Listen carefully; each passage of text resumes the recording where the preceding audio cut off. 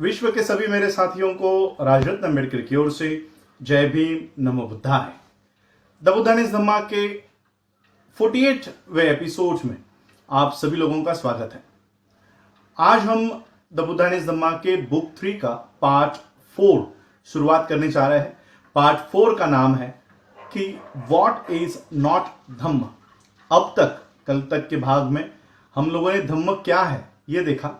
आज से हम 8 दिन तक यानी 8 चैप्टर्स हैं, 8 चैप्टर्स देखेंगे कि धम्म क्या नहीं है, जिसे हिंदी में अधम्म कहा गया है। तो वो अधम्म क्या है या जो धम्म नहीं है वो उनके अलग अलग चैप्टर्स हम देखेंगे। तो चलिए आज के इस भाग की शुरुआत करते हैं और पहले चैप्टर को हम अध्ययन करने के लिए जारी करते हैं। पहला चैप्टर व्हाट इज नॉट धम्म, धम्म क्या नहीं है, उसका पहला चैप्टर है। पहले चैप्टर का नाम है belief in the supernatural is not Dhamma. Supernatural का मतलब है अलौकिक शक्तियों में विश्वास या पराप्राकृतिक चीजों में या जो निसर्ग के विरुद्ध है, ऐसे चीजों में विश्वास रखना ये धम्म नहीं है। जब भी कोई घटना घटित होती है तो ह्यूमैनिटी, इंसानियत, मानव जाति को वो हमेशा वो ये जानना चाहती है कि ये घटना क्यों घटित हुई, इस घटना के पीछे क्या वजह है। हमेशा मानव जाति के मन में ये सवाल निर्माण होता रहता है। जब भी कोई घटना घटित होती है तब उनके मन में ये सवाल आता है और ऐसी घटना घटित होने के बाद कभी कभी कारण और परिणाम ये इतने नजदीक होते हैं, ये इतने समीप होते हैं कि उसका पता लगाना ये इंसानों को कोई मुश्किल नहीं जाता। इंसान इसका आसानी से पता लगा लेते हैं। लेकिन कुछ घटना, ज्यादातर घटना ऐसी होती है जिसका कारण और परिणाम ये बहुत दूर, बहुत विस्तार से ये दूर गया हुआ होता है। इसलिए इंसान उस परिणाम का, उस घटना के पीछे के कारण की वजह वो जान नहीं पाता। जाहिर है तो वो उस परिणाम को, जो कारण जिसका कोई कारण ही नहीं है, ऐसा दिखाई पड़ता है, वो ऐसा सोचते हैं कि ऐसी घटनाओं का कोई कारण ही नहीं। फिर उनके मन में ये सवाल उत्पन्न होता है कि आखिरकार ये घटना घटी कैसे। जिस परिणाम को वो जान नहीं पाते कि इसकी वजह क्या है, तो वो उनके मन में ये सवाल पैदा होता है कि ऐसी घटना घटी कैसे। सर्वसामान्य जवाब ये होता है कि ऐसी घटना ये किसी अलौकिक पराप्राकृतिक कारण के वजह से घटी है। ये सर्वसाधारण सामान्य जवाब होता है और इसे ही चमत्कार का नाम दिया गया है। बुद्ध के पहले जो दार्शनिक बुद्ध के पहले होकर गए थे, जो फिलोसोफर्स होकर गए थे, तत्वज्ञानी, उनमें से पाखुत कात्यायन, इसका ये कहना था कि सभी घटना जो है इसके पीछे कोई कारण नहीं होता। सभी घटना, सभी ये स्वतंत्र होती है, उसका मानव से कोई लेना देना नहीं है, वो स्वतंत्र होती है। इस तरह से उन्होंने घटना के पीछे कोई कारण होता है ये सिद्धांत ही उन्होंने इनकार कर दिया था। मक्खली गोसाल तथागत बुद्ध के पहले के ये दार्शनिक थे। उन्होंने ये स्वीकार किया कि ठीक है, घटना के पीछे कोई कारण है, लेकिन उस कारण का इंसानियत से कोई संबंध नहीं है, मानव संस्था से, मानव जाति से उसका कोई संबंध नहीं है। और इसका जवाब मानव संस्था में नहीं खोजना चाहिए। इसका जवाब जो है ये निसर्ग में, धर्म में, इंसान की जरूरत में और आवश्यकता में, इस तरह से वस्तुओं के विहित कानूनों में, भाग्य और आदि जैसे चीजों में इसका कारण ढूंढना चाहिए। इंसानों से इसका कोई लेना देना नहीं है।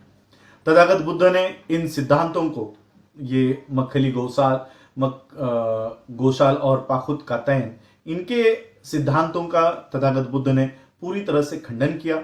उनका यह मानना था कि कोई भी घटना केवल उसके पीछे कोई कारण ही नहीं होता। कारण तो होता ही है, लेकिन सिर्फ कारण ही नहीं होता, बल्कि ऐसी घटना इंसान के कृति का ही परिणाम होता है। यानी हर घटना के पीछे कारण तो होता ही है, लेकिन वो इंसानों के कृति का भी परिणाम है या फिर निसर्ग के कृति का वो परिणाम है। उनका वक्त, जैसे मक्खली घोषाल ने बताया कि वक्त के ऊपर निर्भर होता है, तथागत बुद्ध का मानना था कि वक्त, निसर्ग, धर्म, ऐसी और अन्य घटनाओं में ये घटना घटित होने के पीछे का ये एकमेव कारण नहीं हो सकता। अगर इन्हीं के ऊपर निर्भर ये सारी घटना है तो फिर हम कौन है? हम लोगों का क्या काम है? फिर हम लोग कौन है? और इंसान सिर्फ वक्त, निसर्ग, धर्म और ऐसी चीजों के, भाग्य, इन चीजों के हाथों की अगर कठपुतली बना रहता है तो फिर उसके अस्तित्व का उपयोग ही क्या है? क्या वो सिर्फ वक्त के हाथों की कठपुतली है? और अगर इंसान मुक्त है तो फिर उसकी बुद्धि का क्या उपयोग है?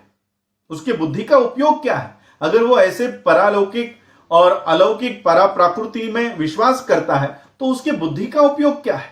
उसके इंटेलिजेंस का उपयोग क्या है? अगर मनुष्य मुक्त है तो हर एक घटना या तो मनुष्य के कार्य का परिणाम है या तो निसर्ग के कार्य का परिणाम है।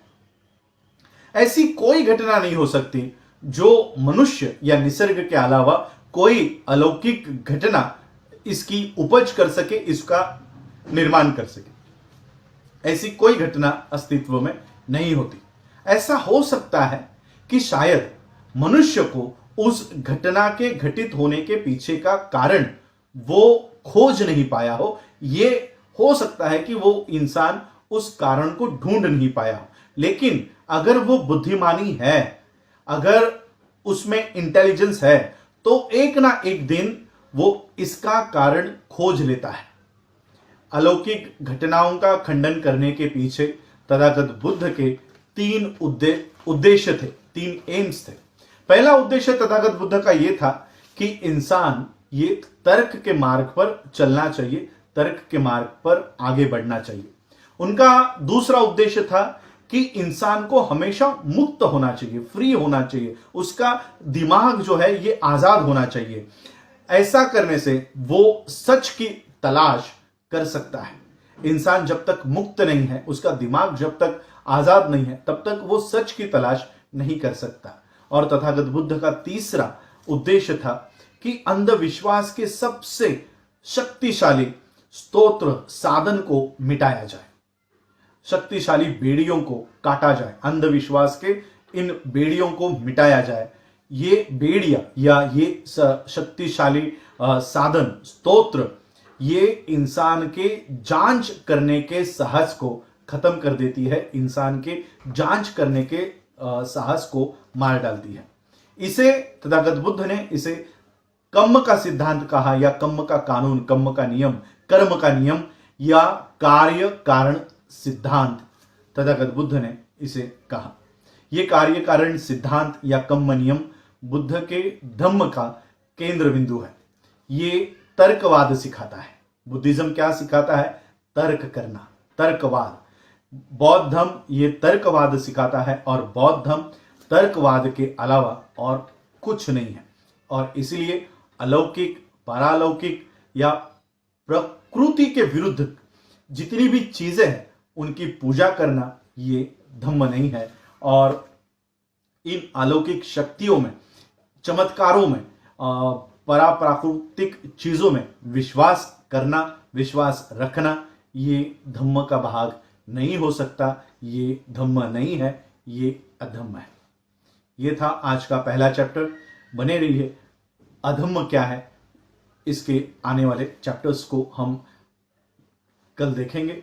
आज आप लोगों ने मुझे सुना, उसके लिए आप सभी लोगों का आभार, धन्यवाद। जय भीम, जय भारत, जय बुद्ध।